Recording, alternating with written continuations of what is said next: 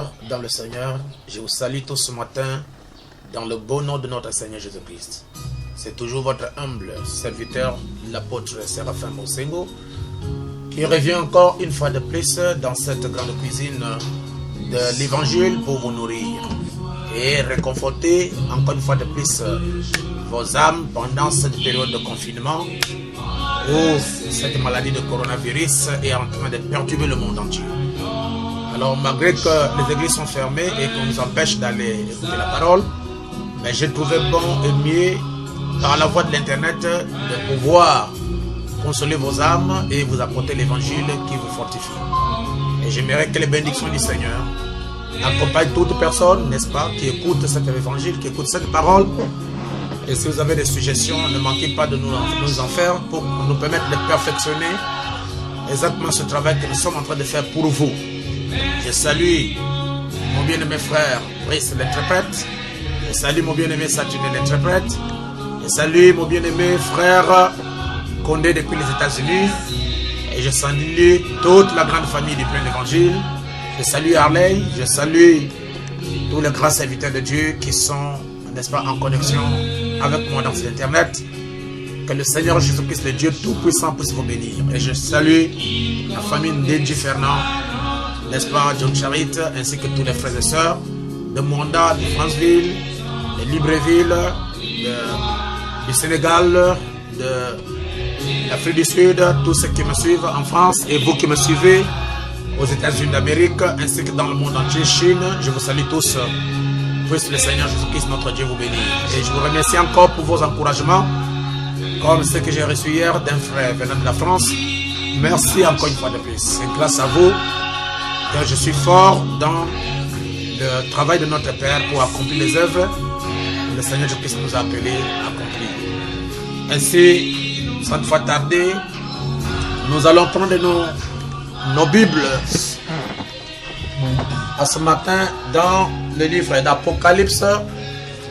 Je lirai à partir du chapitre 22 et je commencerai la lecture à partir de versets 6 et 7. La Bible dit: et il me dit, ces paroles sont certaines et véritables.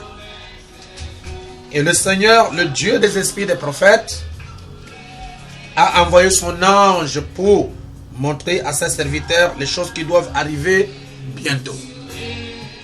Verset 7. Et voici, je viens bientôt.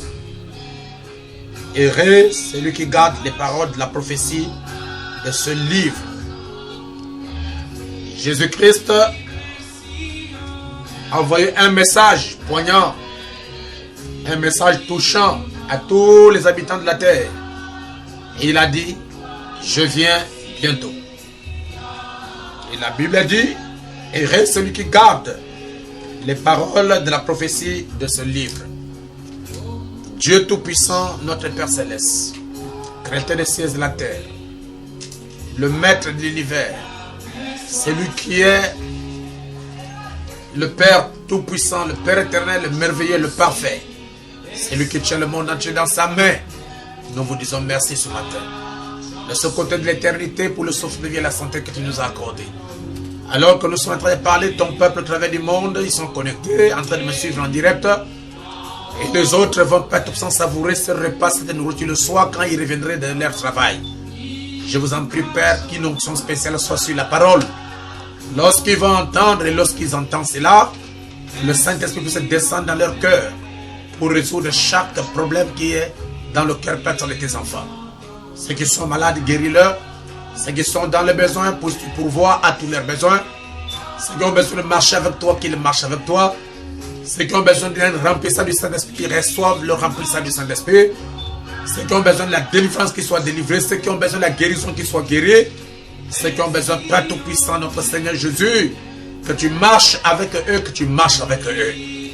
Répands ta grâce, répands ta puissance, répands ton onction, répands tes bénédictions, répands Père Tout-Puissant, ô Dieu ton salut, répands Père ton onction dans leur cœur. Et que le Seigneur Jésus-Christ, le Dieu Tout-Puissant dont nous adorons de l'éternité en éternité, qui est le Dieu irremplaçable, qui reste le seul et l'unique véritable Dieu depuis l'éternité, et qui sera avec nous et qui continuera à marcher avec nous jusqu'à ce que nous quitterons la terre. Que ton Seigneur soit béni pour toutes choses. Donne-nous la paix et donne à ton serviteur humble la révélation et l'inspiration ce matin pour nourrir les cœurs, les âmes de ton peuple, la famille assoiffée. Merci Jésus et bénis tous ceux qui sont avec moi ici. Et bénis Père Tout-Puissant, la maison Abraham pour toutes ces réalisations. Au nom de Jésus-Christ, Amen. Amen. Merci beaucoup. Que le Seigneur Jésus-Christ vous bénisse encore ce matin. Amen. Et avant que nous puissions commencer notre sujet, parce qu'aujourd'hui, j'ai pensé, n'est-ce pas, continuer dans l'ordre de nos enseignements passés. Nous avions parlé, n'est-ce pas, de la mort du Seigneur Jésus-Christ. Nous avions parlé de la résurrection du Seigneur Jésus. Nous avons parlé, n'est-ce pas, d'un séjour du Seigneur Jésus-Christ en enfer. Et nous avons parlé de la résurrection. Et la fois passée, nous avons parlé de son enlèvement. Et j'aimerais aujourd'hui, n'est-ce pas, vous parler de son retour. Mais avant que nous puissions parler de son retour, nous avons des petits détails, des pépites d'or que nous voulons savourer, n'est-ce pas, en guise de la révision sur ce que nous avions parlé la fois passée, afin de pouvoir fixer votre pensée. Mais avant d'y arriver, j'aimerais lire ce matin, encore une fois de plus, dans le livre d'Ésaïe, chapitre 7, et je lirai à partir du verset 14. La Bible dit, dans Ésaïe, chapitre 7, le verset 14, « C'est pourquoi le Seigneur lui-même vous donnera un signe. Voici, la jeune fille deviendra enceinte. Elle enfantera un fils et elle lui donnera le nom d'Emmanuel. » La Bible dit, il mangera de la crème et du miel jusqu'à ce qu'il sache rejeter le mal et choisir le bien.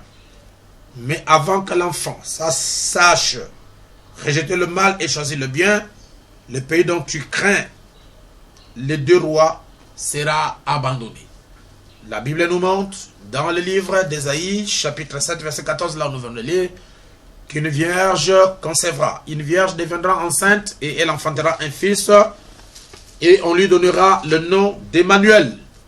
Nous allons rapidement dans Matthieu, chapitre 1er, verset 23, pour que nous ayons la révélation de cet enfant qui naîtrait au travers de la Vierge. Et à partir de là, nous allons décortiquer, n'est-ce pas, notre sujet d'aujourd'hui. La Bible dit dans le livre de Matthieu, chapitre 1er, verset 23. La Bible dit, « Voici, la Vierge sera enceinte. » C'est exactement la répétition de ce que le prophète Ésaïe a parlé. La Bible dit, « Voici, la Vierge sera enceinte. Elle enfantera un fils et on lui donnera le nom d'Emmanuel. » Ce qui signifie Dieu avec nous. C'est l'ange du Seigneur qui vient de parler à Joseph de la prophétie d'Ésaïe le prophète. Et lorsque Ésaïe parlait, il nous disait que la Vierge concevra et enfantera un enfant, on l'appellera Emmanuel. Et il ne nous a pas donné exactement les détails ou bien la signification, la lumière sur le nom Emmanuel. Mais lorsque Matthieu est arrivé, il a reçu la révélation du nom Emmanuel. Le nom Emmanuel signifie Dieu avec nous. Amen. Pas un ange, pas un prophète, pas un roi, pas un archange, pas, n'est-ce pas, un sacrificateur simple, pas un simple lévite, mais Dieu avec nous. Je répète, Dieu avec nous. Pas quelqu'un d'autre, mais Dieu lui-même, le Père, avec nous les hommes. Amen. Alors, la fois passée, nous sommes arrivés à sculpter sur l'enlèvement de notre Seigneur Jésus. Et nous sommes arrivés où deux anges manifestés dans la chair ont réprimandé les Galiléens qui ne cessaient, n'est-ce pas, de regarder au ciel, fixer les regards au ciel pendant que notre Seigneur Jésus-Christ était en train de monter avec n'est-ce pas, tous les saints de l'Ancien Testament sous la forme de la nuée.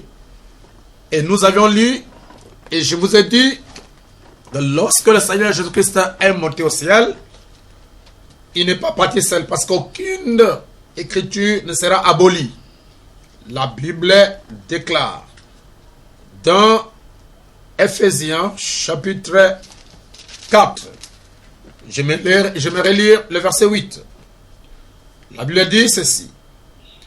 C'est pourquoi il est dit, donc étant monté en haut, il a amené des captifs et il a fait des dons aux hommes.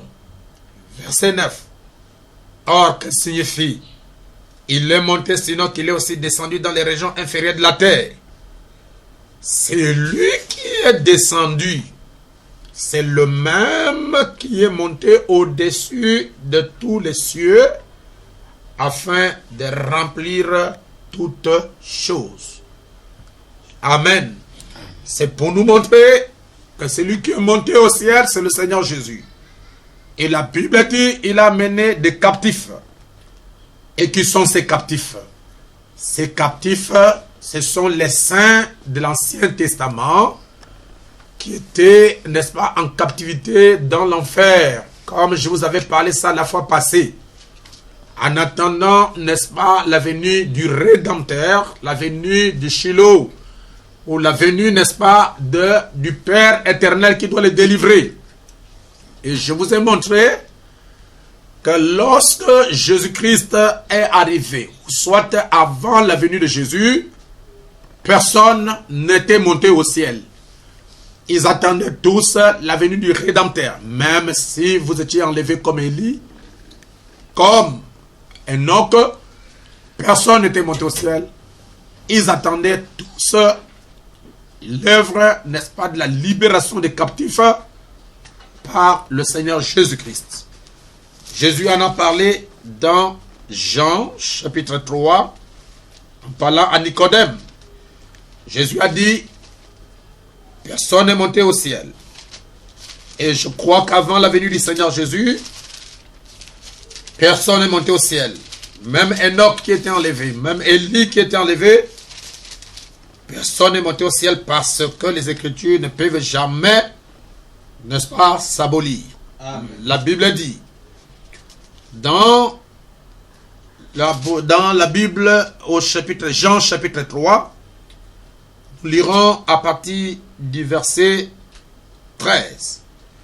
Je prends d'abord un peu rapidement ce que le Seigneur parle à Nicodème. En vérité, je te l'ai dit. Nous disons ce que nous savons et nous rendons témoignage de ce que nous avons vu. Et vous ne recevez pas notre témoignage. Si vous ne croyez pas, quand je vous ai parlé des choses terrestres, comment croirez-vous quand je vous parlerai des choses célestes? Verset 13, Jean 3. Personne n'est monté au ciel, si ce n'est celui qui est descendu du ciel, le Fils de l'homme qui est dans le ciel.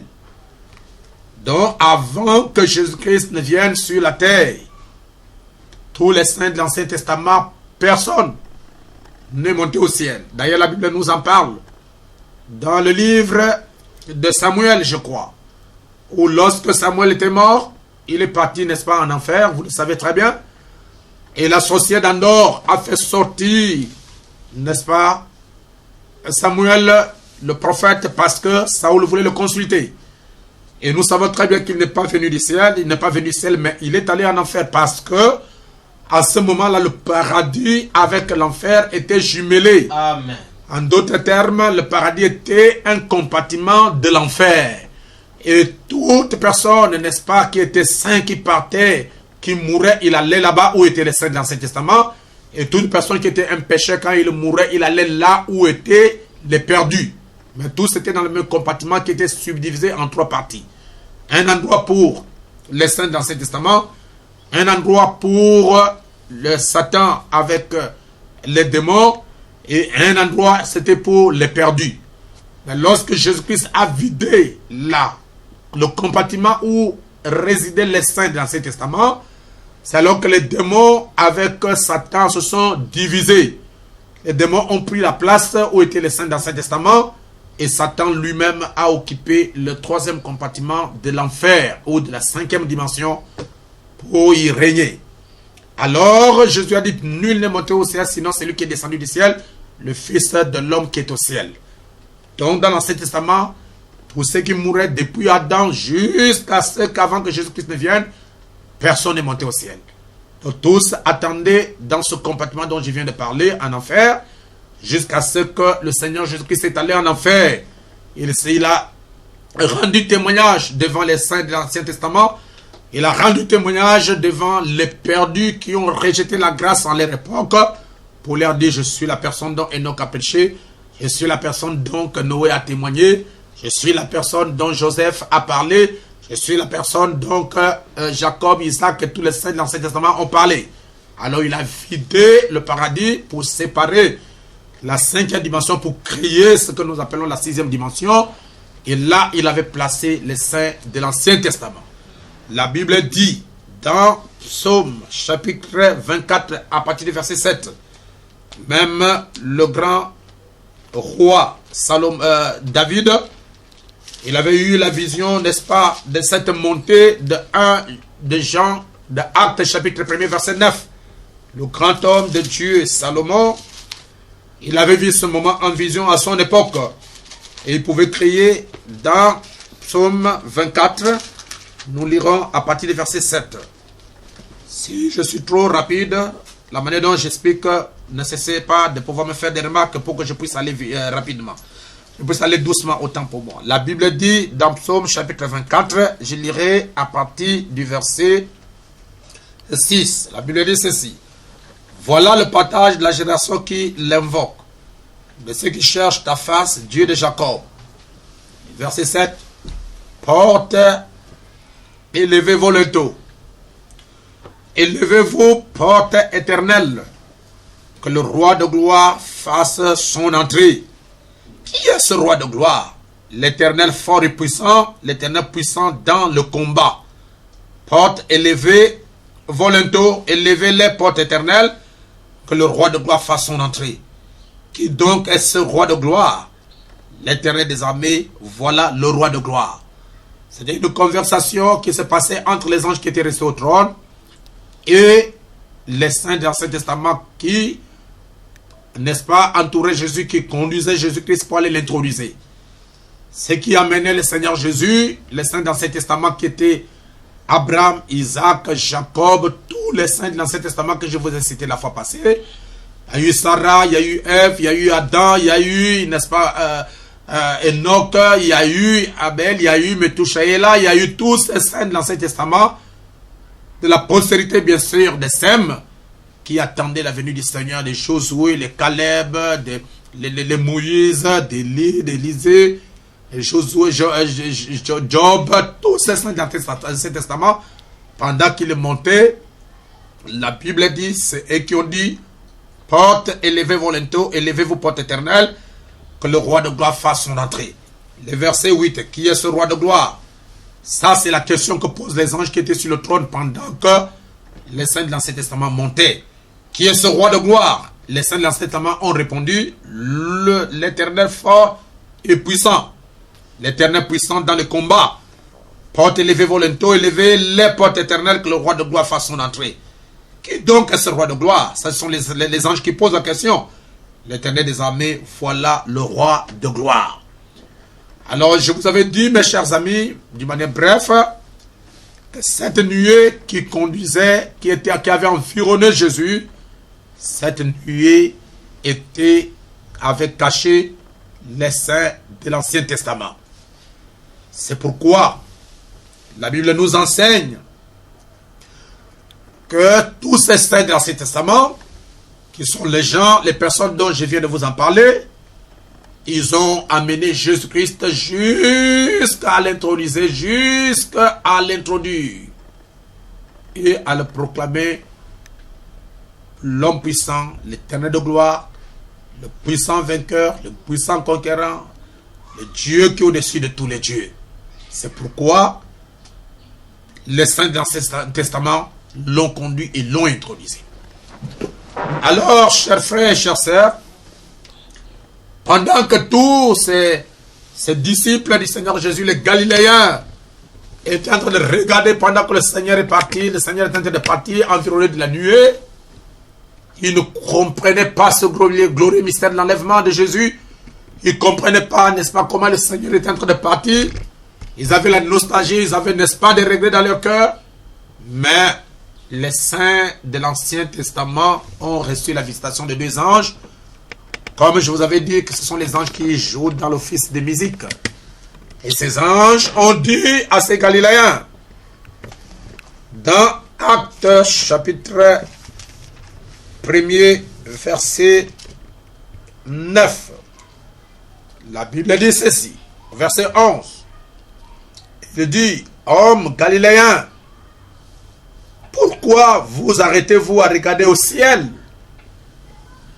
C'est Jésus qui a été enlevé au ciel du milieu de vous, reviendra de la même manière que vous l'avez vu allant au ciel. Cette partie que nous venons de lire du verset 11 parle du retour ou de la seconde venue du Seigneur Jésus-Christ.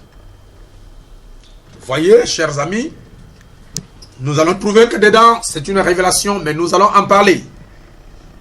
C'est pourquoi, avant que nous puissions parler de cette seconde venue du Seigneur, de ce retour de Jésus-Christ,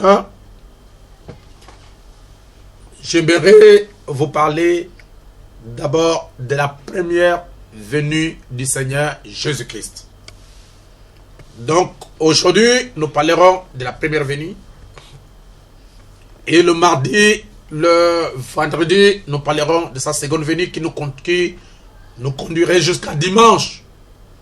Et nous allons tirer des conclusions. Avant de commencer, j'aimerais attirer votre attention sur quelque chose qui a un rapport avec la musique. Comme vous savez, chers frères, chères sœurs, il y a 7 notes musicales, sinon 8, si je ne me trompe pas. Et si je me trompe, vous allez m'excuser parce que je ne suis pas musicien. On commence par Do, Ré, Mi, Fa, Sol, La, si. Do, Ré, Mi, Fa, Sol, La, Si, Do. Vous allez comprendre que la première note, la deuxième note de la musique, la troisième, la quatrième, la cinquième, la sixième, tout le monde peut, n'est-ce pas, la réciter, tout le monde peut, n'est-ce pas, réciter ces notes de musique. Mais attention, il y a une lettre qui est la dernière lettre, ce qu'on appelle Do. Et ce Do de la fin ne se lit pas exactement comme le Do du commencement. Le Do de la fin, c'est une note accentuée. En d'autres termes, il faut avoir des cordes vocales solides pour, n'est-ce pas, la réciter. Parce que elle est récitée d'une manière pointue. En d'autres termes, c'est un Do accentué. J'aimerais dire que le chant que nous allons parler va peut-être, n'est-ce pas, vous scandaliser et vous faire mal. Mais Jésus-Christ lui-même sur la terre, il a dit, Père, je te loue de ce que tu as caché tous ces mystères, ces choses, aux sages et aux intelligents, mais que tu les as révélés aux petits enfants. Il se pourrait que dans un premier temps, tu vas bien nous suivre, parce que la Bible est écrite en parabole. Mais à un certain niveau, lorsque nous allons changer les notes musicales de la parole, de l'évangile, j'aimerais dire la symphonie de la parole, vous risquerez d'être perdu. Mais, si vous tombez sur l'os, ne rejetez pas l'os. Prenez-le, mettez-le de côté, ça vous servirait, n'est-ce pas, de l'autre côté. Pourquoi? Parce que dans l'os, il y a du moelle. Et dans le moelle, il y a du calcium. Ce calcium donne la force aux os pour que les os ne s'affaiblissent pas. Nous avons aussi le calcium de l'évangile. Nous avons aussi les choses qui fortifient les croyants pour qu'ils soient forts dans la foi. Comme je viens de dire, que nous allons parler d'abord, premièrement, de la première venue du Seigneur Jésus-Christ. C'est pourquoi j'ai lu dans Ésaïe chapitre 7. Le prophète Ésaïe a parlé de la première venue de Jésus-Christ et la manière dont cette première venue aura lieu. Il a même cité une vierge qui concevra. C'était avant que la chose ne puisse s'accomplir, la chose ne puisse arriver. Mais Ésaïe, qui était le prophète, il a vu la chose et il a annoncé la chose. C'est pourquoi, en rapport avec la maladie de coronavirus, nous n'avons pas besoin des prophètes de l'arrière-saison pour nous dire que Dieu m'avait parlé de ça, Dieu m'avait dit ça, voilà. N'attribuez pas ça à quoi que ce soit et ne cherchez pas à tirer de gloire pour rien. La chose est arrivée, nous la vivons par la grâce de Dieu, nous en sortirons. Un prophète n'est pas quelqu'un qu'on pose les mains. Un prophète, c'est un visionnaire, c'est l'interprète de la parole écrite. Il est aussi celui qui annonce les événements futurs. Avant que ces choses n'arrivent, Dieu inspire le prophète, possède le prophète, entre dans le prophète et Dieu parle à son peuple pour les avertir des événements qui vont arriver. C'est pourquoi aujourd'hui, chers frères, le prophète Ésaïe a vu Marie avant que Marie ne vienne. Le prophète Ésaïe a vu les événements qui doivent arriver. Et il les a annoncés sous forme de prophétie. Puisque ce qu'il avait dit venait de Dieu, la chose s'est accomplie exactement comme il l'avait prédit. C'est pourquoi nous n'avons pas besoin de prophéties, nous n'avons pas besoin des prophètes qui annoncent des choses qui n'arrivent pas. Sinon, nous n'allons pas vous croire. La Bible dit, c'est pourquoi le Seigneur lui-même vous donnera un signe. Voici, la jeune fille deviendra enceinte, elle enfantera un fils. Et elle lui donnera le nom d'Emmanuel. Et nous avions lu dans Matthieu comment l'ange a expliqué à Joseph la signification du nom Emmanuel. Ce qui signifie Dieu avec nous. Pour tous ceux qui m'écoutent et ceux qui me suivent et qui m'accordent leur attention, je voudrais vous bénir encore. Mais je voudrais aussi attirer votre attention sur quelque chose de très important sur le sujet que nous allons aborder. Jésus-Christ fait 3 venues. La première venue de Jésus-Christ, il devait venir comme mortel, comme un homme, afin de mourir pour racheter les élus, racheter son peuple. La deuxième fois, Jésus-Christ viendra pour enlever son peuple. La troisième fois, Jésus-Christ vient pour régner avec son peuple. Et j'aimerais attirer votre attention. Ce peuple que Jésus-Christ est venu racheter la première fois, ce n'est pas tout le monde. Il y a des gens qui ne vont pas bénéficier de l'œuvre du calvaire. Laisser le mal, ils ne veulent pas. Laisser le mal, on leur dit de se repentir, ils ne veulent pas se repentir. Du jour le jour, ils sont en train, n'est-ce pas, de s'enfoncer dans le mal, dans les crimes, dans, n'est-ce pas, l'homosexualité, dans l'esprit de lesbienne, dans la boisson, dans la prostitution, dans, n'est-ce pas, le mensonge, l'escroquerie, dans la mondanité, dans les pratiques traditionnelles, les pratiques, n'est-ce pas, occultes, la magie, la sorcellerie, les envoûtements, tout ce qui est mauvais. Et en plus de ça, ils ont de la haine pour les gens qui proclament l'évangile. Ils ont la jalousie pour ceux qui parlent de Jésus-Christ. Ils sont indifférents à l'évangile qui change. Ils sont indifférents à la parole qui donne la vie éternelle. Jésus n'est pas venu mourir pour tout le monde.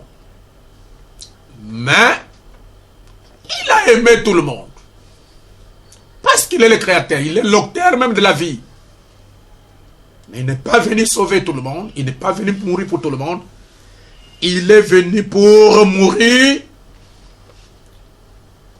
pour les gens qu'il a préordonnés avant la fondation du monde à venir à la vie. C'est pourquoi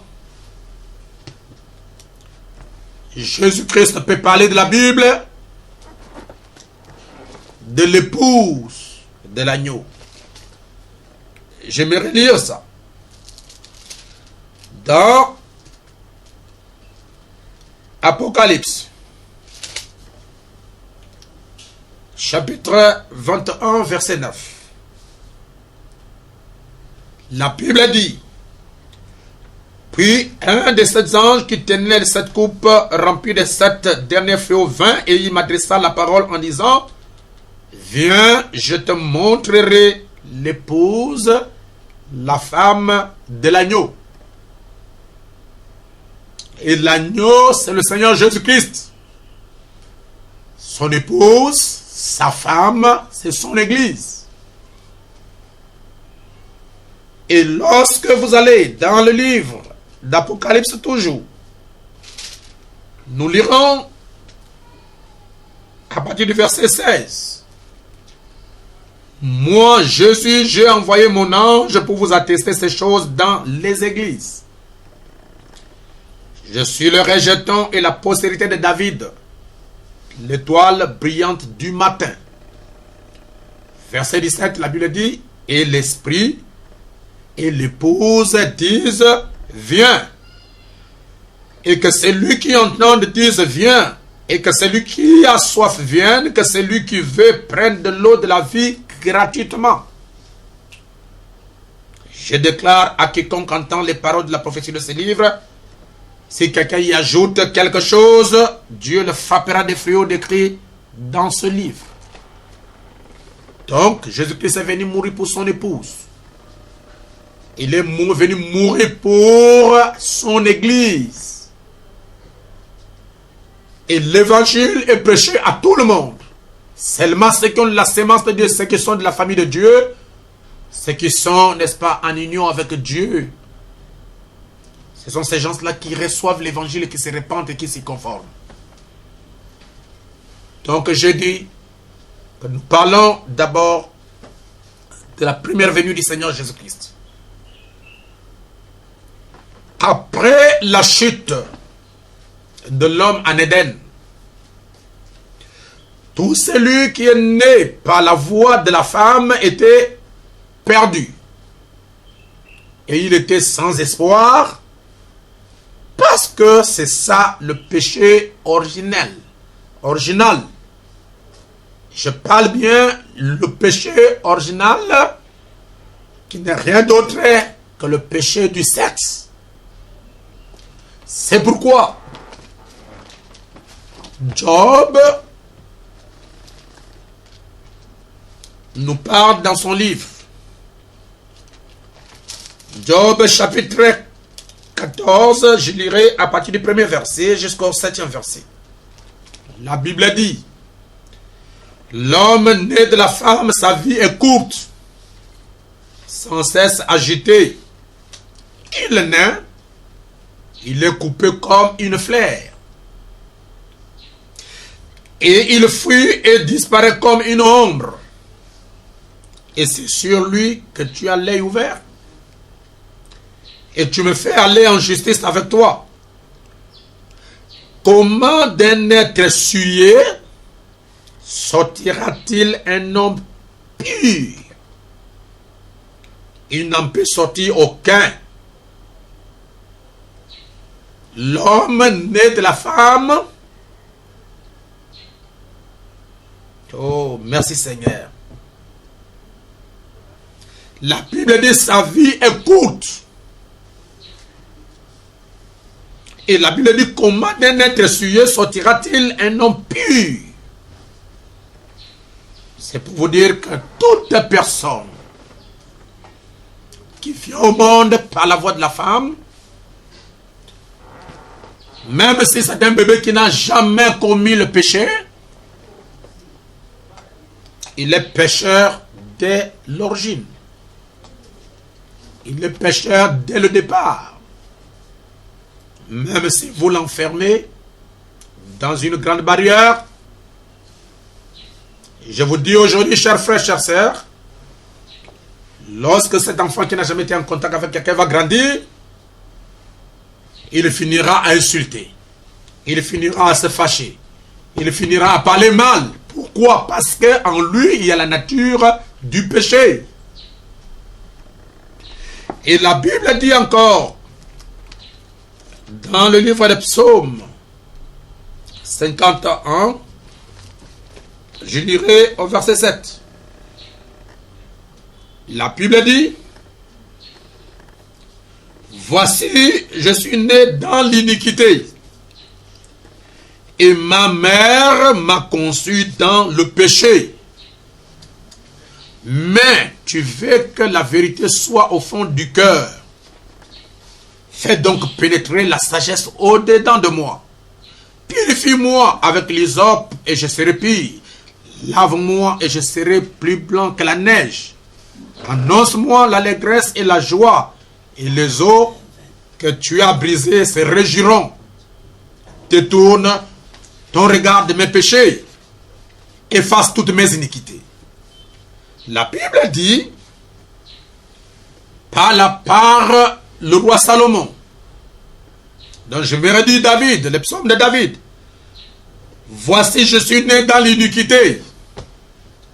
Même si votre père et votre mère sont mariés légalement en suivant tous les processus, mais du fait que le péché original c'est le sexe, celui qui naîtra, il naîtra avec cette iniquité en lui. Et la seule manière que vous pouvez être sauvé, ce n'est pas parce que vous êtes né d'une union légale, mais vous devez reconnaître le Seigneur Jésus-Christ et naître de nouveau. Amen. Amen. C'est la seule occasion, le seul chemin qui vous ramènera en réconciliation avec votre Seigneur. Amen. Donc l'homme né de la femme est pécheur. L'homme né de l'homme et de la femme est né dans l'iniquité. C'est ce que la Bible nous dit. La Bible nous dit aussi dans Jean chapitre 3, à partir du 3e verset. La Bible dit, c'est Jésus qui parle. Jésus lui répondit, parle à Nicodème. En vérité, je te le dis, si un homme n'est né de nouveau, il ne peut voir le royaume de Dieu. Voyez? Si un homme n'est pas né de nouveau de la parole et du Saint-Esprit, il ne peut pas voir le royaume de Dieu. Pourquoi? Parce que dès sa naissance, dès le commencement, dès le début, il est un pécheur. Il est né dans l'iniquité, il est né dans le péché. Et comment d'un homme impur de quelque chose qui est souillé peut sortir quelque chose de pire? Jamais ça ne peut pas arriver. Vous allez voir le pourquoi que Jésus-Christ n'est pas venu par l'homme et la femme. C'est pourquoi je le déclare le seul homme pur, juste, correct, saint de tous les êtres qui ont été créés. Il est le seul. Pourquoi? Parce qu'il n'est pas venu par la relation sexuelle entre un homme et une femme. Il est venu au monde par la voie de la parole. La Bible nous dit ceci dans Jean chapitre 9. Je serai peut-être trop biblique. Jean chapitre 9, nous lirons à partir du verset 34. La Bible dit, tu es né tout entier dans le péché. Si cet homme ne venait pas de Dieu, il ne pourrait rien faire. Il lui répondit, tu es né tout entier dans le péché et tu nous enseignes. Et ils le chassèrent. pour ces pharisiens, sadducéens, ils n'ont pas compris la manière miraculeuse, mystérieuse de la naissance du Seigneur Jésus. Ils ont pensé que Jésus-Christ est né dans le péché, comme tout autre homme. J'aimerais lire dans le livre de Romains. Romains chapitre 3, et je lirai à partir du verset 23, dans la suite de notre exposé.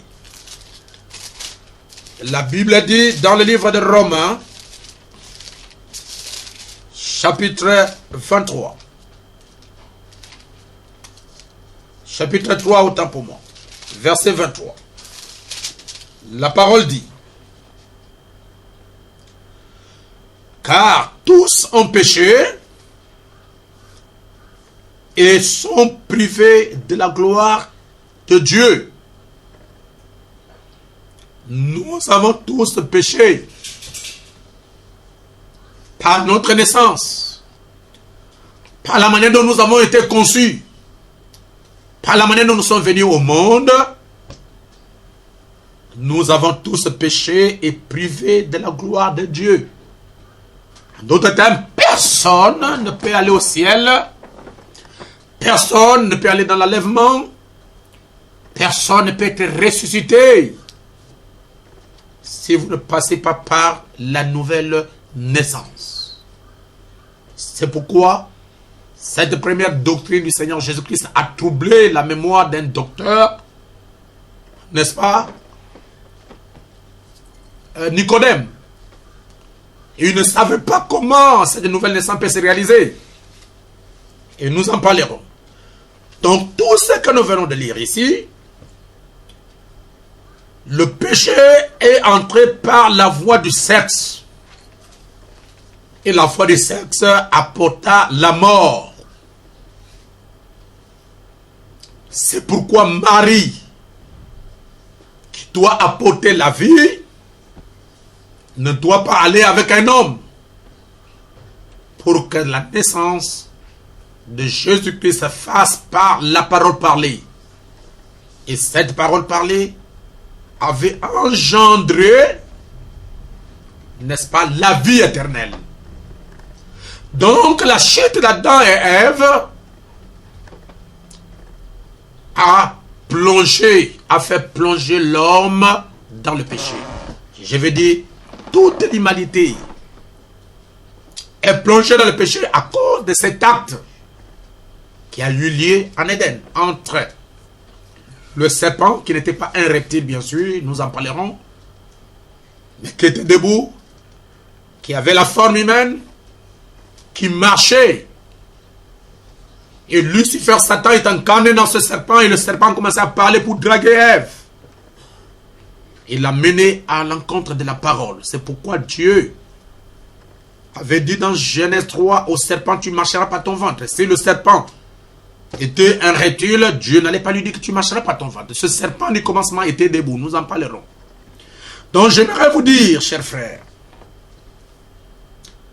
que lorsque ce péché est entré dans l'humanité, est entré dans le monde par la voie du sexe, dans Genèse chapitre 3, la Bible dit, c'est Dieu qui a parlé, dans Genèse chapitre 3, je me relis à partir du verset 9 au verset 15.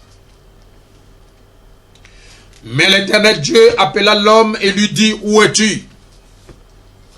Il répondit: j'ai entendu ta voix dans le jardin et j'ai eu peur parce que je suis nu et je me suis caché. Et l'Éternel Dieu dit: qui t'a appris que tu es nu? Est-ce que tu as mangé de l'arbre dont je t'avais défendu de manger?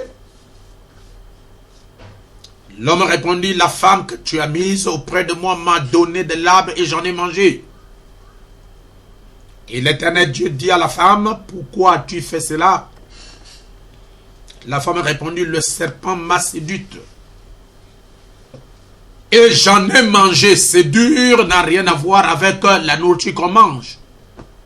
Lorsque nous employons le terme séduire, c'est la sexualité. L'Éternel Dieu dit au serpent: puisque tu as fait cela, ce n'est pas parce que tu as donné le fruit à Ève, puisque tu as fait cela, tu as posé cet acte, Tu seras maudit entre tous les bétails et entre tous les animaux des champs. Tu marcheras sur ton ventre et tu mangeras de la poussière tous les jours de ta vie. Le verset 15, c'est là où je mettrai, où je voudrais, n'est-ce pas, insister. Je mettrai inimitié entre toi, le serpent, et la femme. Je mettrai les mésententes.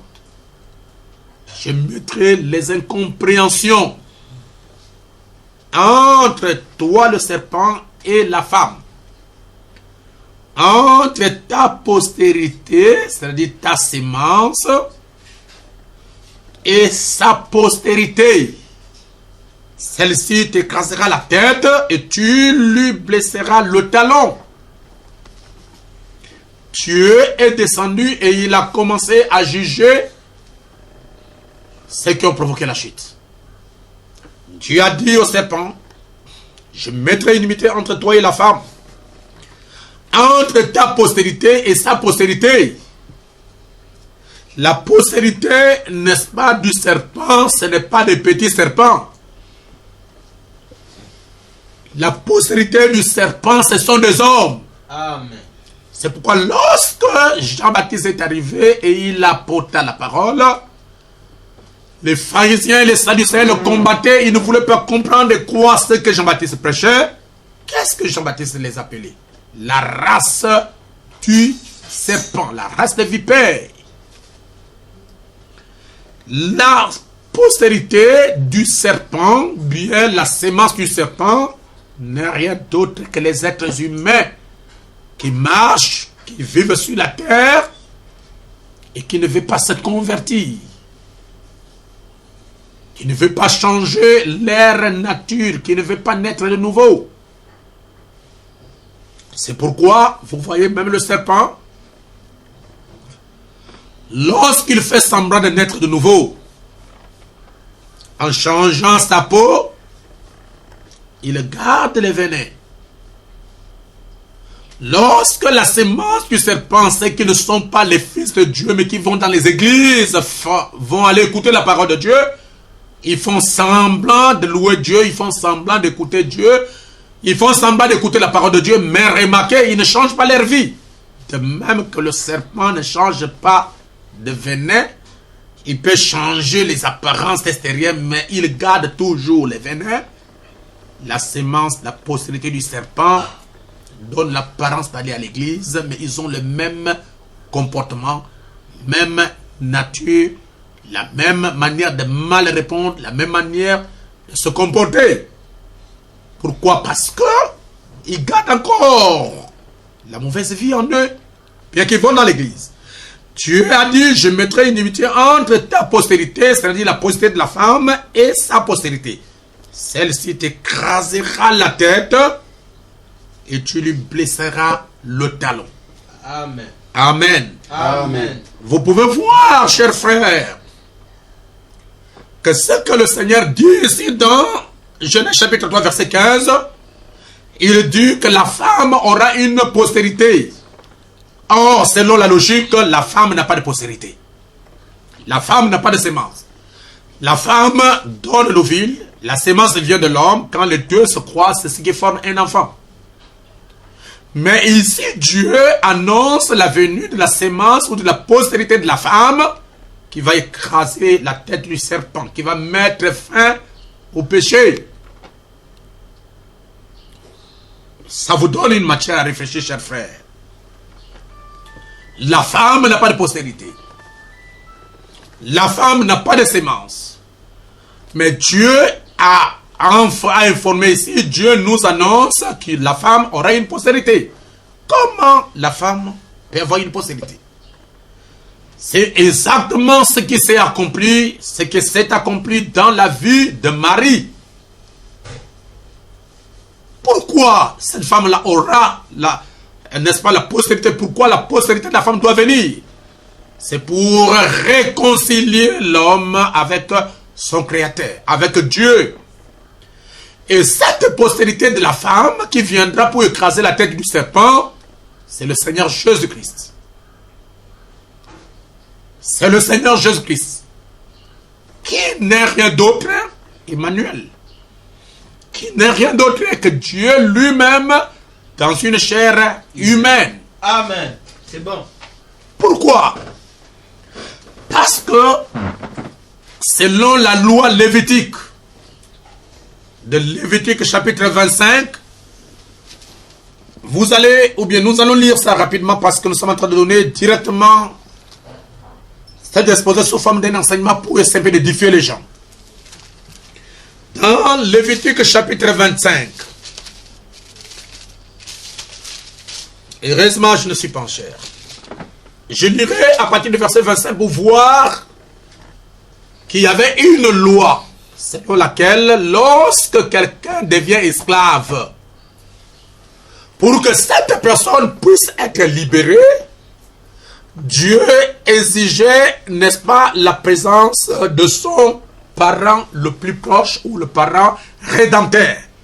Or, Adam et Ève et toute la postérité d'Adam et d'Ève, tous les hommes nés de l'homme et de la femme sont tombés dans le péché, ils sont allés dans l'esclavage du péché. Et la Bible nous demande que pour que l'homme qui est dans l'esclavage puisse sortir, il faut la présence de son parent rédempteur.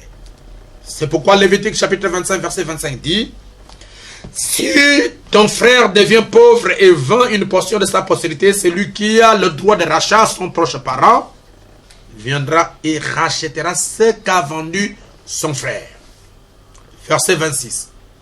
Si un homme n'a personne qui ait le droit de rachat et qu'il se procure lui-même de quoi faire son rachat, ainsi de suite. Je prends le verset 47 pour aller vite.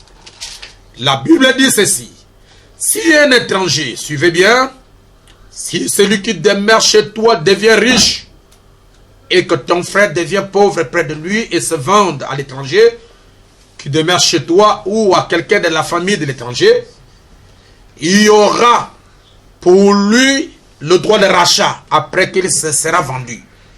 Un de ses frères pourra le racheter. Son oncle ou le fils de son oncle ou l'un de ses parents proches, de ses proches parents pourra le racheter, ou bien s'il en a des ressources, il se rachètera lui-même. Donc, selon la loi du rachat, selon la loi de la rédemption, pour ramener un parent qui est dans l'esclavage, pour ramener un parent qui s'est vendu, pour ramener un parent qui est dans le péché, un parent, n'est-ce pas, qui est dans une condition lamentable de l'esclavage ou bien de prison, la Bible exige son proche parent. C'est pourquoi la seule personne qui était le plus proche parent d'Adam, c'était Dieu lui-même. Parce que Adam et Ève n'avaient pas d'autres parents. Le parent d'Adam, le parent d'Ève, c'était Dieu lui-même. Donc Dieu devrait faire ce rachat. Dieu devrait accomplir cette loi pour racheter son fils Adam, sa femme et toute sa postérité qui était tombée dans le péché. C'est pourquoi, chers frères et chères sœurs, il y avait 4 lois pour accomplir cette rédemption. Et le proche parent qui doit accomplir cette rédemption pour sauver son fils ou bien sauver son parent qui est dans l'esclavage, on l'appelle parent rédempteur. Amen. Ou soit le Goël. Amen. C'est lui qui a le droit de rachat. Et pour accomplir cette rédemption, pour accomplir ce rachat, il y avait 4 conditions. Amen. Premièrement, la personne doit être riche. Amen. Deuxièmement, il doit être un parent proche. Amen. Troisièmement, il doit avoir un sang pur. Amen. Et quatrièmement, il doit rendre un témoignage public. Exact. Alléluia. Il faut qu'il témoigne publiquement devant tout le monde que moi, je suis le parent rédempteur de cette personne qui est dans l'esclavage et je suis venu pour le racheter. Il doit être riche. 1. Il doit être le proche parent de la personne qu'on doit racheter. 2. Il doit avoir un sang pur, c'est-à-dire un sang qui n'est pas venu au monde par le sexe. 3. Et quatrièmement, il doit rendre un témoignage public. Amen. Avancez, c'est bon. Donc, chers frères et chères sœurs, pour sauver Adam et Ève et sa postérité qui était dans le péché, Dieu, alléluia, c'est pour mon émotion, je me sens bien, je me sens religieux. Dieu lui-même devait devenir cette postérité de la femme. Amen. Amen. C'est pourquoi Dieu, pour accomplir cette loi de la rédemption, les exigences de la rédemption, Dieu lui-même a formé un corps. Amen. Il a créé l'ovule. Amen. Il a fécondé l'ovule en dehors de la matrice de Marie. C'est pourquoi Marie n'a pas eu les sensations. Dieu a formé, il a créé l'ovule. Dieu a fécondé l'ovule hors de la matrice de Marie. Mais avant d'y arriver à Marie, il y a eu 4 femmes. Donc la voie par laquelle cette sémence devrait passer. Dieu devrait faire passer cette sémence-là par Ève. Mais Ève était déjà déshonorée. Ève avait perdu sa virginité avec quelqu'un qui n'était pas son mari. Elle était adultère parce qu'Ève a été connue avant le mariage. Alléluia. Dieu a suscité Sarah. Sarah ne pouvait pas mettre au monde cet enfant. Pourquoi? Parce que Sarah était incrédule. Elle a douté à la parole. Amen. Vous pouvez lire ça, n'est-ce pas, dans Genèse Amen. chapitre 18. Amen. Dieu a dit qu'elle aura un enfant. Dieu a dit que vous aurez un enfant. Mais Sarah a dit, je suis devenue vieille, mon mari est vieux. Comment ça peut se faire? Elle a douté à la parole. Il y a eu Agar qui devrait mettre au monde cet enfant. Mais Agar était une étrangère. Et Dieu ne pouvait pas, n'est-ce pas, envoyer ce rédempteur, ce Goël, au travers d'Agar, ni de Ève, ni de Sarah. Mais cette promesse a trouvé une femme qui était Marie. Et la Bible dit, Marie, Dieu l'a placée dans l'ange Gabriel sous forme de la parole parlée, qui doit chercher une matrice vierge. Lorsque Gabriel a rencontré Marie, lorsque Gabriel a salué Marie, lorsque Gabriel a livré son message à Marie, Marie a dit, je suis la servante du Seigneur. Lui-même. Amen. Je vais vous dire quelque chose, chers frères. Avant que Adam ne puisse aller vers Marie, non, je vais dire Ève, sa femme, le serpent l'avait précédé. Amen. Avant que Adam ne puisse aller avec sa femme,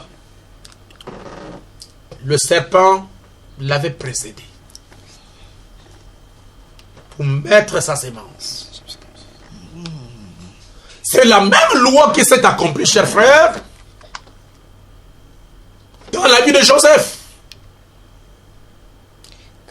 Avant que Joseph ne puisse aller avec Marie qui était sa femme, le Saint-Esprit l'a précédé. Amen. Amen. L'autre a précédé Adam au moyen du sexe. Mais le Saint-Esprit a précédé Joseph au moyen de la parole. Amen. C'est pourquoi dans Matthieu chapitre 1er, lorsque Joseph a pris des résolutions de se rompre avec sa femme, l'ange du Seigneur est venu lui dire, ne crains pas de prendre avec toi ta femme Marie, parce que l'enfant qu'elle a conçu, l'enfant qu'elle a reçu, vient du Saint-Esprit. Le Père de Jésus, c'est le Saint-Esprit. Et le Saint-Esprit, c'est le Père éternel. En d'autres termes, ce qui a formé Jésus-Christ dans le ventre de Marie n'est rien d'autre que la puissance du Saint-Esprit. Et je vous annonce que c'est de cette manière que nous devions mettre au monde au commencement. Qui peut dire Amen à cela? Amen. C'est à ce moment-là, lorsque le péché est entré, que Dieu a pris la résolution de chercher les voies et moyens pour réconcilier l'homme avec lui-même. C'est pourquoi la Bible a commencé à parler de la venue de ce Rédempteur. Oh, je me sens très bien. Est-ce que quelqu'un peut me donner un amen? Amen. Avancez, c'est bon. Vous pouvez remarquer, chers frères, dans Genèse chapitre 49, nous pouvons lire, n'est-ce pas, à partir du verset 10. Je vais aller vraiment rapidement, s'il vous plaît, aujourd'hui. La Bible dit, ce sont les bénédictions que Jacob est en train de partager à ses enfants. Lorsque le temps de Judas arriva, à partir du verset 9, Genèse 49, Jacob dit, Judas est un jeune lion. Tu reviens du carnage, mon fils. Il ploie les genoux, il se couche comme un lion, comme une lionne qu'il fera lever. Verset 10. Le sceptre ne s'éloignera point de Judas, ni le bâton souverain d'entre ses pieds, jusqu'à ce que vienne le Shiloh. Et que les peuples lui obéissent. Judas restera potentiellement dans cette lignée royale. Judas gardera sur lui, oh merci Seigneur, le bâton souverain d'entre ses pieds, et le sceptre ne s'éloigna point de Judas. Amen. La Bible dit jusqu'à ce que Shiloh Amen. vienne. Parfait. Lorsque Shiloh arrive, toute la royauté de cette tribu de Judas reviendra vers Shiloh. Et ce Shiloh, c'est le Seigneur Jésus-Christ, le parent rédempteur, le Goël. Amen. Amen. La Bible dit, dans le livre d'Ésaïe 61, vous pouvez lire à la maison, je n'ai pas assez du temps. Ésaïe 61, vous pouvez lire. Si vous me permettez, je vais lire. Ce sont des choses qui sont profondes. La Bible nous dit dans Ésaïe 61, l'Esprit du Seigneur l'Éternel est sur moi, car l'Éternel m'a oint pour porter de bonnes nouvelles aux malheureux. Il m'a envoyé pour guérir ceux qui ont le cœur brisé, pour proclamer aux captifs la liberté et aux prisonniers la délivrance, pour publier une année de grâce de l'Éternel. Ésaïe avait prophétisé à ce moment-là. Lorsqu'Ésaïe parle, il dit que l'Esprit du Seigneur est sur moi. C'est comme si l'Esprit du Seigneur était sur lui, alors qu'il n'est pas la personne, n'est-ce pas, dont la prophétie concernait. Mais lorsque vous allez lire Luc chapitre 4, à partir du verset 16 au verset 21, Jésus-Christ a repris exactement la même prophétie d'Ésaïe, mais il ajouta quelque chose. Aujourd'hui, cette écriture que vous venez d'entendre est accomplie. Ce qui était une prophétie au temps d'Ésaïe est devenu un accomplissement, une réalité au temps du Seigneur Jésus-Christ. En d'autres termes, la personne dont Ésaïe prophétisait, dont l'Esprit du Seigneur est sur lui pour faire ces choses, ce n'était pas Ésaïe lui-même, c'était le Seigneur Jésus-Christ. Amen. Amen. Nous pouvons prendre aussi une écriture dans Ésaïe chapitre 53. Oh, vous pouvez lire ça à la maison, faites-moi plaisir, je vous en prie, parce qu'il y a beaucoup de pépites d'or dedans.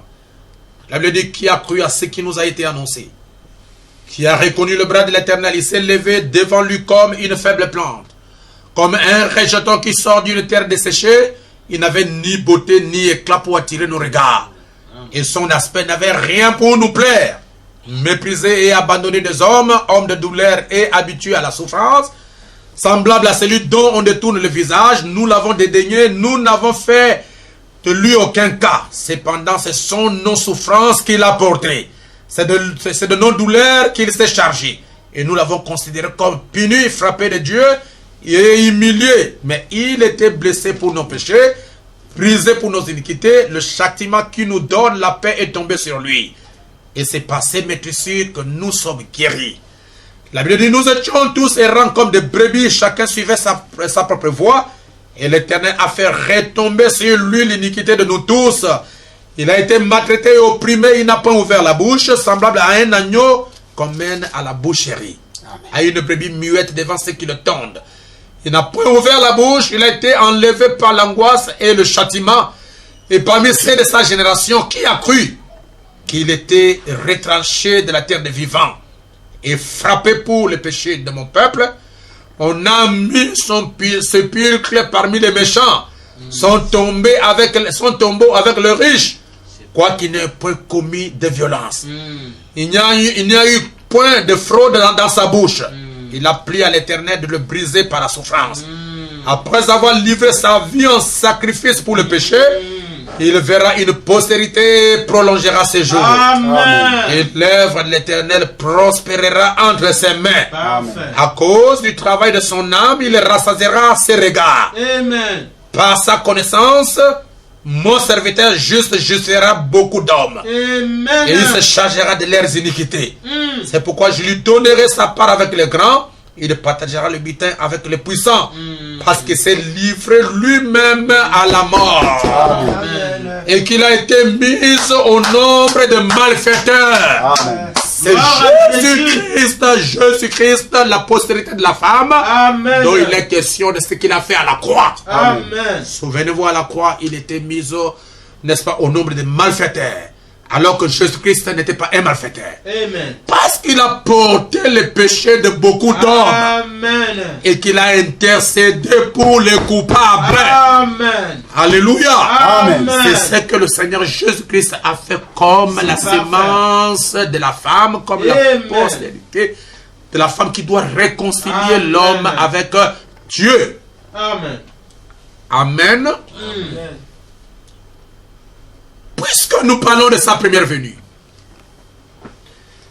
sa venue, la venue du Rédempteur, la venue de Goël, la venue du parfait Rédempteur qui doit réconcilier l'homme avec Dieu, a commencé par une promesse. Je ne sais pas si vous me permettez de lire un verset qui me frappe à l'œil, que je ne peux pas me dépasser de lire. Avec votre permission, vous pouvez me donner un de vos meilleurs amen. Amen. Amen. La Bible dit dans Ésaïe chapitre 9 verset 5. Alors que Ésaïe chapitre 7 verset 14, on annonce la venue, n'est-ce pas, d'un Rédempteur au travers d'une vierge qui concevra. Dans Ésaïe chapitre 9 verset 5, la Bible dit: car un enfant nous est né, un fils nous est donné, et la domination reposera sur son épaule. On l'appellera admirable, conseiller, Dieu puissant, Père éternel, Prince de paix. Cet enfant qui naîtra par la Vierge, cet enfant qui naîtra par une femme vierge sainte, ne serait pas quelqu'un d'autre, comme je vous ai dit au commencement. On cherchait un parent rédempteur. Adam et Ève n'avaient pas un autre parent rédempteur. Leur parent rédempteur, c'était Dieu. Donc la loi de la rédemption exigeait, pour sauver une personne qui est dans l'état de l'esclavage, qu'il a fallu un parent rédempteur. C'est pourquoi Dieu lui-même est devenu le parent rédempteur. Et ce Dieu qui est devenu le parent rédempteur, il s'est fait d'abord un enfant. Il s'est fait d'abord un bébé dans le ventre de Marie. Et Esaïe l'a vu. Esaïe a vu Marie en grossesse. Esaïe voit maintenant l'enfant qui naît. Isaïe a sondé, Isaïe est allé dans les profondeurs, Isaïe est allé dans les détails. Cet enfant qui naîtrait n'est pas seulement quelqu'un d'autre, mais il a dit qu'un enfant nous est né, alors que l'enfant n'était pas encore né. Il a vu l'enfant en vision. Est-ce que quelqu'un peut dire Amen? Amen. Il dit, un fils nous est donné, un fils nous est donné. Et la domination reposera sur son épaule. On l'appellera admirable, conseiller, Dieu puissant, Père éternel. Cet enfant sera le Dieu puissant, il sera le Père éternel, le prince de paix. Voilà les attributs de cet enfant qui naîtra. Donc, ce plan de la rédemption, pour le salut du peuple, pour réconcilier l'homme avec Dieu, s'est accompli dans la vie du Seigneur Jésus-Christ. Et je dis encore, avant que Adam ne puisse aller vers Marie, le diable a précédé Adam. Et avant que Adam ne puisse aller vers Ève, le diable a précédé Adam. Et avant que Joseph ne puisse aller vers Marie, le Saint-Esprit a précédé Joseph. Amen. Amen. Amen. Dans le cas d'Adam, il est passé par le moyen du sexe. Mais dans le cas de Jésus-Christ, il a contourné le sexe. Je ne sais pas si vous me comprenez. Amen. Afin de repousser le péché qui est rentré par la voie du sexe. C'est pourquoi, chers frères et sœurs, Deutéronome 18, 15 annonce la venue d'un grand prophète. Et ce grand prophète, c'est le Seigneur Jésus-Christ. Ésaïe 7, 14 annonce la venue d'un enfant au travers d'une vierge. Cette vierge, c'est Marie, cet enfant, c'est le Seigneur Jésus. Nous voyons Ésaïe chapitre 9, verset 5. Annonce, n'est-ce pas, le Père éternel, le Prince de paix qui va venir. Au travers, comme un enfant. Et cette personne-là n'est rien d'autre que le Seigneur Jésus-Christ lui-même. Et il est le Sauveur. Il est le Rédempteur. Et il est le Seigneur. Amen. Ésaïe chapitre 35, verset 4. La Bible dit, dites à ceux qui ont le cœur troublé, prenez courage. Ne craignez point, voici votre Dieu. La vengeance viendra, la rétribution de Dieu. Il viendra lui-même et vous sauvera. Amen. Dieu viendra lui-même et nous sauvera. Amen. Alors s'ouvrira les yeux des aveugles, les sourds, s'ouvriront les oreilles des sourds. Alors le boiteux sautera comme un cerf et la langue des muets éclatera de joie. C'est ce que le Seigneur Jésus-Christ va faire et accomplir. Maintenant, chers frères, chères sœurs, cette venue du Rédempteur, selon Genèse chapitre 3, où la sémence de la femme doit écraser la tête du serpent, a commencé, la première venue de Jésus-Christ a commencé par une promesse. Cette promesse, c'est Genèse chapitre 3, à partir du verset 15. Amen. Amen. Après la promesse, il y a eu la naissance de ce parent rédempteur, qui serait Dieu lui-même, le Père éternel, le Prince de paix, le Dieu puissant, qui est Dieu lui-même pour devenir homme afin de sauver l'homme. Et nous voyons que quand Jésus-Christ est né au travers de Marie, la chose suivante, Jésus-Christ a exercé son ministère. Dans Luc chapitre 4, verset 14. Jésus-Christ a exercé le ministère. Je veux que vous puissiez suivre ce processus de la première venue. Premièrement, la promesse. Deuxièmement, la naissance. Troisièmement, c'est le ministère du Seigneur Jésus-Christ. Et après, Jésus-Christ était arrêté, il fut arrêté par les Romains. Luc, chapitre 22, verset 47. Après Jésus-Christ, le Rédempteur a été crucifié. Luc, chapitre 23, verset 26. Et après, Jésus-Christ est mort. Comme je vous ai dit au début, que Christ vient 3 fois. La première fois, il vient sauver son peuple. Il ne pouvait pas sauver son peuple s'il était vivant. Parce que la loi de la rédemption, pour sauver quelqu'un d'autre, il faut donner ta vie. Amen. Et la Bible nous enseigne, le salaire du péché, c'est la mort. Amen. C'est pourquoi le Rédempteur de l'homme, le Père d'Adam et d'Ève, devait payer le prix pour faire le rachat. Et le prix du rachat n'était rien d'autre que la mort du Rédempteur, afin de racheter ou de sauver son peuple. Donc, à la croix, lorsqu'on a arrêté Jésus-Christ, on l'a tué. Jésus-Christ avait accompli le but de la première venue. Parce qu'après la mort, il y a eu l'ensevelissement. Après l'ensevelissement, il y a eu la résurrection. Et après la résurrection, il y a eu l'apparition de Jésus-Christ à ses disciples pendant 40 jours. Et après l'apparition, il y a eu l'enlèvement du Seigneur Jésus. Pour vous qui me suivez, pour mes amis qui m'écoutaient, la première venue de Jésus-Christ n'était pas l'affaire ou le problème d'un jour.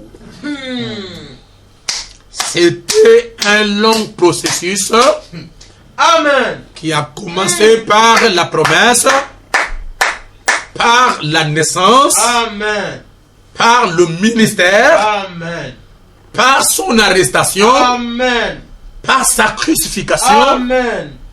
et par sa mort. Amen. Pour accomplir le but. Et après la mort du Seigneur Jésus, il y a eu l'ensevelissement du Seigneur. Étant enseveli, il emporta nos péchés au loin. Amen. Comme le bouc d'Azazel, dont la Bible parle dans le livre de Lévitique. Et après, Jésus-Christ est ressuscité d'entre les morts. Il est apparu à beaucoup de gens et il était enlevé. C'est pourquoi, chers frères et chères sœurs,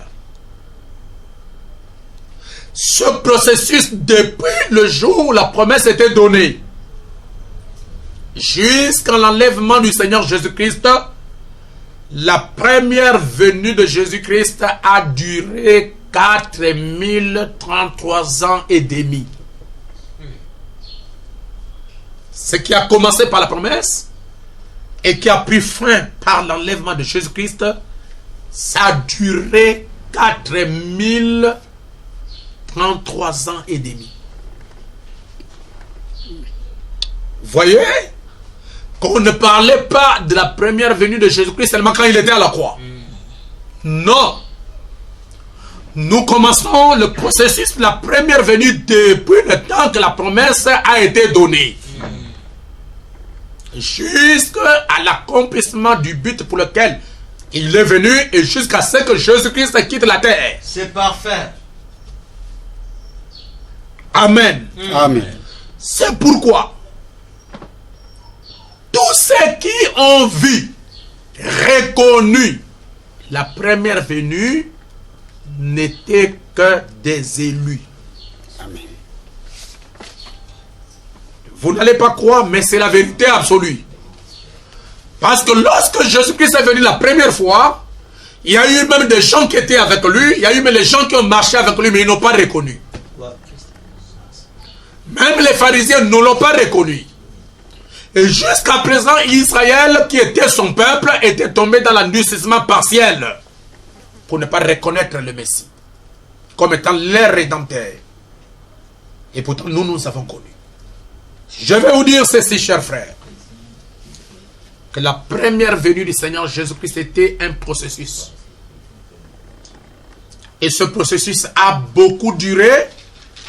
C'était un long processus jusqu'au départ. Et le messager a dit, vous allez lire ça dans la brochure Anne et Siméon à partir du paragraphe 3. Le prophète dit qu'à cette époque-là, pour rencontrer la première venue du Seigneur, Dieu ne s'est pas révélé à tout le monde. Dieu s'est révélé à un petit groupe. Amen. Anne a vu la première venue. Amen. Siméon a vu la première venue. Amen. Dites Amen. Amen. Je vais encore un Amen. Amen. Les mages ont vu la première venue. Amen. Et pourtant, ceux qui étaient au temple n'ont pas vu la première venue. Amen. Donc Dieu ne s'est pas révélé à tout le monde. Amen. Bien que les gens priaient, Amen. bien que les gens adoraient, bien que les gens allaient à l'église, mais ils n'ont pas vu cette promesse. Amen. C'était réservé uniquement à un petit groupe de gens. Et le prophète dit, dans la brochure, la fête des trompettes, il dit, il y a eu seulement 1% des gens qui ont reconnu Christ à sa première venue. Amen. Donc 99% des gens n'ont pas reconnu. Et n'oubliez pas qu'ils n'étaient pas, ils n'étaient pas des incrédules. Ils n'étaient pas des païens. Mais ils étaient des chrétiens, ils allaient à l'église, mais ils n'ont pas reconnu. Je vais vous dire quelque chose. Les mages ont vu la première venue de Jésus-Christ à la crèche en tant que bébé. Amen. Anne et Siméon ont vu la première venue de Jésus-Christ au temple Amen. avant sa circoncision. Amen.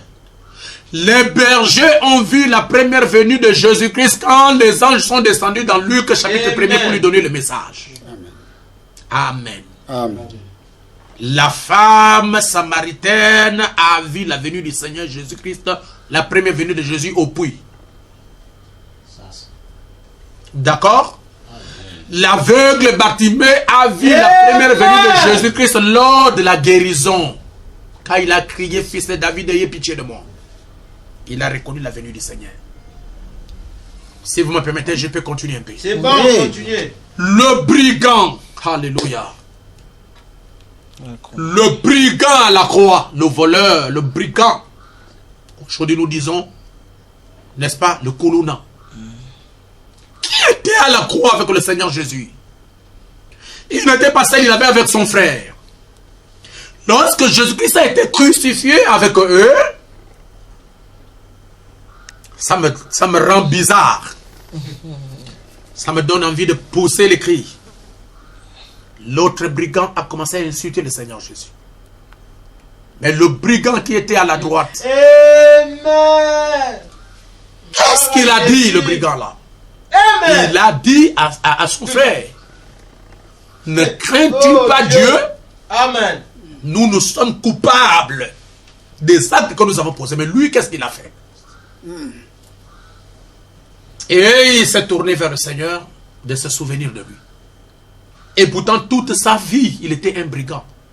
Seulement à la dernière minute avant sa mort, il a reconnu la divinité suprême du Seigneur Jésus-Christ et cela lui a coûté le salut. Amen. Je vais encore vous dire qu'il n'avait jamais été baptisé dans l'eau. Je vais vous dire encore qu'il n'avait jamais mangé la Sainte Seine. C'est pourquoi Jésus a dit aucun de lui ne sera perdu. Même à la dernière minute, si la sémence de Dieu est dans votre cœur, vous reconnaîtrez Dieu. Amen. Et je crois que tu peux aussi reconnaître Dieu pendant que je suis en train de prêcher maintenant. Amen. Tu peux être converti pour Amen. que ton âme soit scellée à l'intérieur par le baptême du Saint-Esprit pour l'enlèvement. Amen. Pourquoi les pharisiens n'ont pas reconnu Christ? Pourquoi les pharisiens n'ont pas reconnu la première venue de Jésus?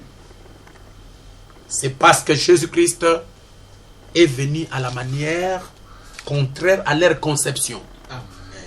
Selon Malachie. Il ne me reste pas grand-chose à continuer. Selon Malachie, chapitre 3. Voilà ce qui a fait qu'il puisse manquer le but. Les pharisiens et les sadducéens. Le prophète Malachie a dit, dans Malachie 3, suivez bien, voici, j'enverrai mon ange, mon messager, il préparera le chemin devant moi. Et soudain entrera dans son temple le Seigneur que vous cherchez, et le messager de l'alliance que vous désirez voir. Voici, il vient, dit l'Éternel des armées. Les pharisiens et les sadducéens ont lu cette écriture. Pour eux, l'ange, le messager de l'alliance, le Seigneur entrera dans son temple. C'est pourquoi ils sont allés au temple pour attendre que le Seigneur va descendre du ciel, bouffe, il tombe dans le temple et tout le monde le voit. Il est tombé robot, voilà le Seigneur qui est tombé. Pour qu'ils puissent croire.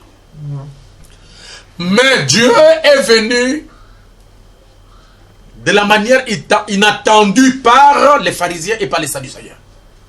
Au lieu qu'il descende du temple, au lieu qu'il tombe, n'est-ce pas, du temple, comme ils attendent, selon ce que Malachie a écrit, Dieu a changé de forme. J'insiste, Dieu a changé de forme. La forme que les gens l'attendaient, ce n'est pas la forme qu'il est venu. Il attendait qu'il descende comme ça, là, il tombe au temple et que les gens puissent le voir. Mais Jésus-Christ, le Rédempteur, le Goël, le Shiloh, a changé de forme. Il est venu sous la forme d'un bébé. Qui comprendrait et le verrait même s'il a changé de forme. Amen. Si vous comprenez ceci, vous comprendrez le mystère de la seconde venue. Si vous comprenez que la première venue n'était pas l'affaire d'un jour à la croix, mais c'était un long processus qui a englobé la promesse, qui a englobé n'est-ce pas, la naissance de Jésus, qui a englobé le ministère, qui a englobé sa mort, qui a englobé, n'est-ce pas, son arrestation, qui a englobé sa résurrection, qui a englobé son ensevelissement, qui a englobé sa résurrection jusqu'à son enlèvement. La première venue a pris fin. Vous comprendrez aussi le mystère de la seconde venue. J'insiste, si vous comprenez comment il est entré au temple et la raison pour laquelle les pharisiens et les sadducéens ont échappé de leur voie, de le rencontrer parce qu'il avait changé de forme. N'oubliez pas ceci, mes chers amis qui m'écoutez. N'oubliez pas, chers prédicateurs qui m'écoutez. N'oubliez pas, n'est-ce pas, chers frères, chères sœurs en Christ qui m'écoutez. La manière dont ils attendaient la venue du Seigneur, la manière dont ils attendaient Christ Jésus, seulement les élus qui l'ont reconnu. Pourquoi? Parce que Jésus avait changé de forme. En d'autres termes, il est devenu un bébé. Sur le bras, n'est-ce pas, d'une femme qui a cru à la parole. Et la Bible nous dit que les pharisiens n'ont pas voulu le recevoir. Mais Siméon, c'est lui qui avait la semence. C'est lui qui était un élu. Il est allé à la rencontre de ce bébé. Il a pris cet enfant sur ses bras. Il l'a soulevé en public au temple. La Bible dit qu'il entrera dans son temple. Il est entré dans son temple. Mais sous la forme d'un bébé, Siméon a pris l'enfant. Il l'a soulevé à la vue de tous les sacrificateurs et à la vue de tous les sadducéens. Et Siméon a dit, Père, laissez-moi maintenant m'en aller en paix. Parce que mes yeux ont vu la première venue. Mes yeux ont vu le salut. Mes yeux ont vu le salut. Le salut, c'est Christ, le Rédempteur, le Sauveur, le Shiloh. La sémence de la femme qui doit sauver, n'est-ce pas, l'humanité. Il a reconnu ça. Anne, l'aveugle, est venue aussi, a commencé à prophétiser. Vous pouvez lire ça dans Luc, chapitre 2. A commencé à prophétiser sur ce qui va arriver avec le Seigneur Jésus. C'est pourquoi, chers frères et chères sœurs, avant de terminer, J'aimerais tirer votre attention que la première venue de Jésus-Christ était un long processus dont l'enlèvement de ce Jésus était la phase terminale. C'est ce que Jésus-Christ a dit. Amen. Amen. Amen. Mais avant que Jésus-Christ ne redevienne chair, n'oubliez pas, il était la lumière immortelle.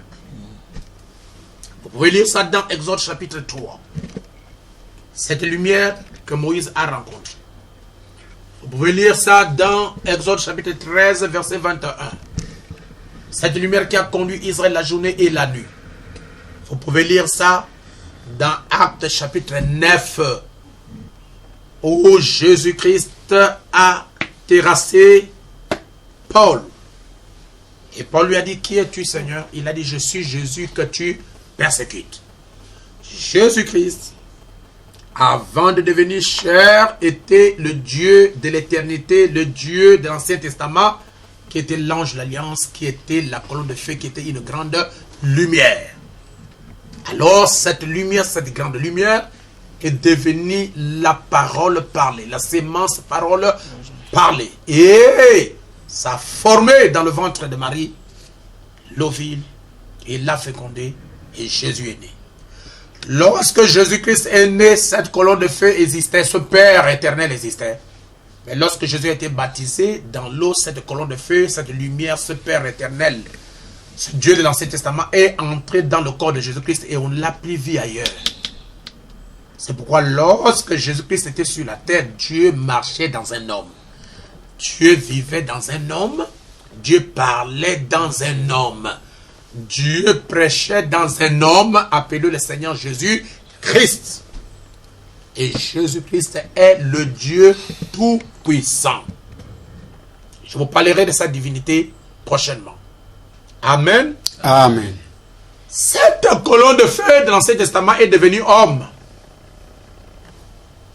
Et après sa mort et sa résurrection, cette colonne de feu, cet homme-là est redevenu la colonne de feu. C'est pourquoi la Bible dit, ô Galiléens, pourquoi arrêtez-vous à regarder au ciel? C'est Jésus que vous avez vu là au ciel reviendra de la même manière que vous l'avez vu partir au ciel. Amen. Donc, la première venue de Jésus-Christ a commencé par une promesse.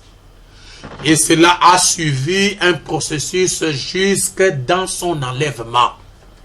Même quand il avait accompli l'œuvre ou bien le but de sa première venue, c'est de mourir pour racheter l'humanité, pour payer le prix du rachat.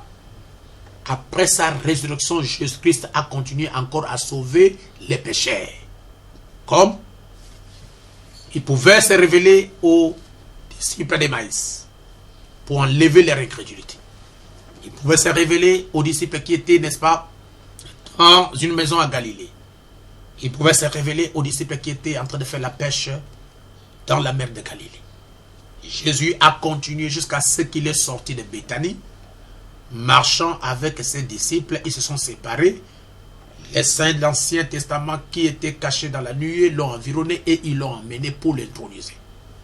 Alors, c'est là, dans Actes chapitre 1er, que commence la promesse de la seconde venue. Amen. Amen. Pour aujourd'hui. Nous allons terminer avec deux citations seulement que je vais prendre. Le messager prophète dit, dans la brochure La Divinité, de Jésus-Christ, prêché en 49, le paragraphe 40. Jésus vient 3 fois. Il est venu la première fois pour racheter son église. Il vient la deuxième fois pour prendre son église. Il vient la troisième fois avec son église. Toutes choses dans la Bible va par Trinité, par 3. Mais toutes en un seul Christ. Et souvenez-vous, la première fois pour racheter son église, la deuxième fois pour prendre son église, et la troisième fois avec son église comme roi et reine. Et le prophète dit, et maintenant, cependant, quant à sa première venue, nous en parlerons juste un peu. C'est ce que je viens de faire. Et puis nous parlerons de sa présence ici et ensuite de sa seconde venue. C'est là et enfin de la troisième venue, le Seigneur voulant. Dans la brochure 10 Vierges, prêché en 1960, paragraphe 197. Maintenant, rappelez-vous, comme je l'ai déjà dit, tout va par trois. Sa venue va par trois. La première fois, il vient racheter son épouse. La deuxième fois, il vient enlever son épouse comme dans une aventure d'amour. Il vient un soir l'enlever et l'emporter loin du monde. Et elle va à la rencontre dans les airs.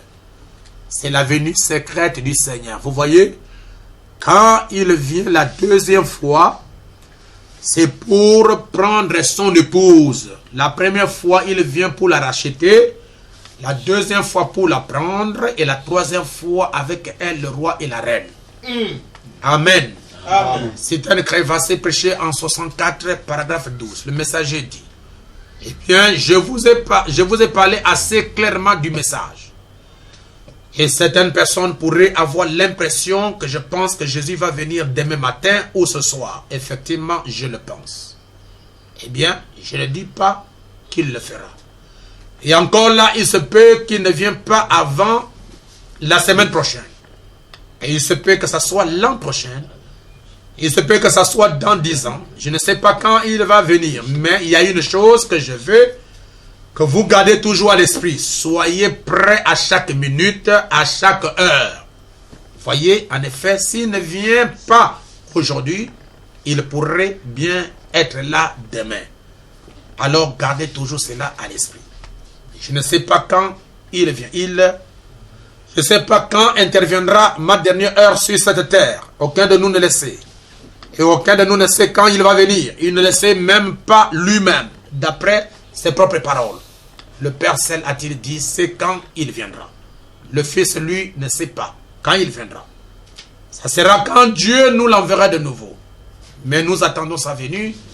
Et s'il ne vient pas dans ma génération, c'est possible qu'il vienne dans la suivante. S'il ne vient pas dans celle-là, il viendra dans la suivante. À mon avis, il ne reste pratiquement plus de temps. Vraiment, à mon avis, ça pourrait arriver d'une minute à l'autre. Eh bien, ça ne veut pas dire.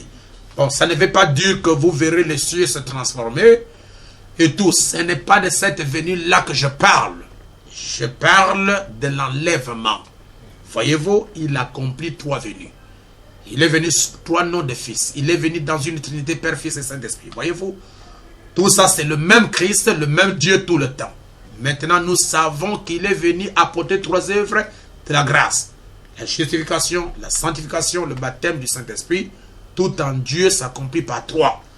Et donc, premièrement, il est venu pour racheter son épouse. Deuxièmement, il vient pour un enlèvement, pour enlever son épouse. Troisièmement, il vient avec son épouse, le roi et la reine.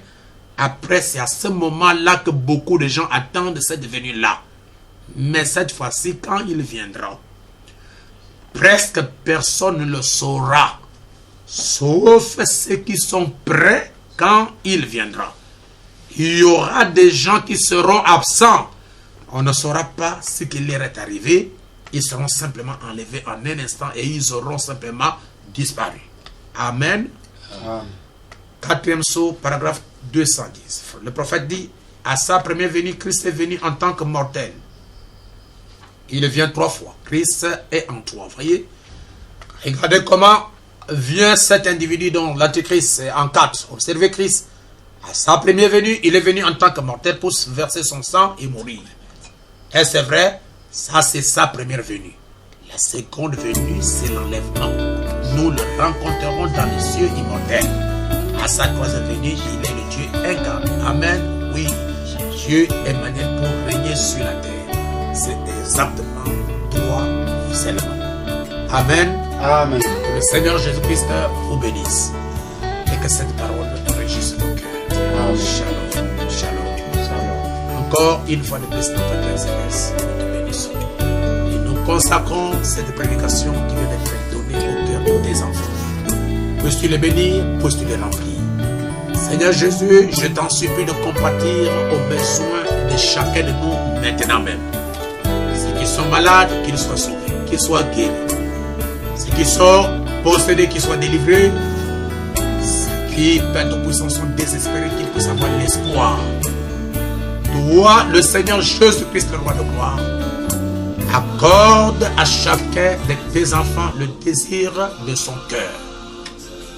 Que les bénédictions du Saint-Esprit soient dans le cœur de tous ceux qui sont les vôtres. Bénis mes frères réunis au travers du monde pour écouter ce matin. Bénis mes soeurs, bénis tous ceux qui me suivent au travers de Facebook, au travers de YouTube. Que la grâce du Seigneur Jésus-Christ les bénisse et les accompagne. Que tu puisses protéger chacun de tes enfants, Seigneur. Et je maudis les démons de coronavirus sur la terre et je chasse ces démons au nom de Jésus-Christ. Je veux que la guérison soit répandue. Là où il y a des morts, supprimez la mort. Seigneur, protège tes enfants pour qu'ils ne soient pas atteints, peu importe d'où ils sont. Dans le tout-puissant nom de Jésus-Christ, j'ai prié et prié. Et bénis aussi ma maison, bénis les frères apôtres gentils à Libreville, à Monap, à Libreville, Seigneur.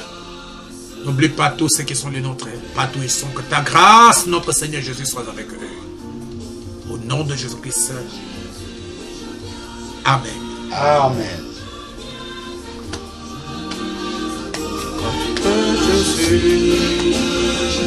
Je viens à toi. Jésus, je viens à toi. Tel que je suis.